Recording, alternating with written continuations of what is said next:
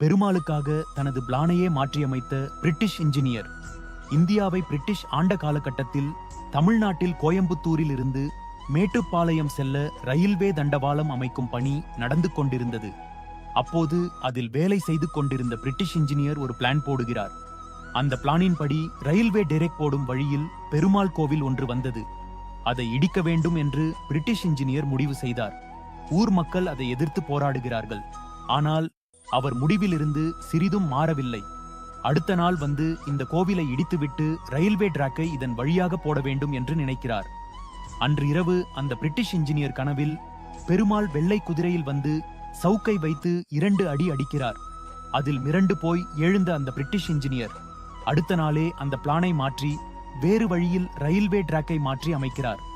அது மட்டும் இல்லாமல் அந்த கோவிலுக்கு வெள்ளை குதிரையை மரத்தால் செய்து காணிக்கையாகவும் கொடுக்கிறார்.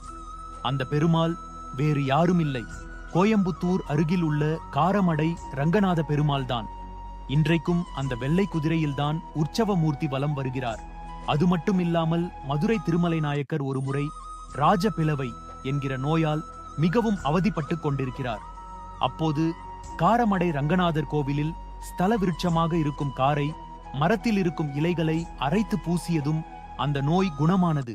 அதற்கு நன்றி செலுத்தும் விதமாக இந்த கோவிலில் நிறைய மண்டபங்களை கட்டியதோடு காரைமடை ரங்கநாதருக்கு தேரையும் பரிசாக அளித்தார் திருமலை நாயக்கர். 1000 வருடம் பழமை வாய்ந்த இக்கோவில் தமிழ்நாட்டில் கோயம்புத்தூர் மாவட்டம் மேட்டுப்பாளையம் அருகில் உள்ள காரமடை என்ற ஊரில் அமைந்துள்ளது. கொங்கு நாட்டு பகுதியில் உள்ள வைணவ ஸ்தலங்களில் இக்கோவில் மிகவும் புகழ் பெற்றதாகும்.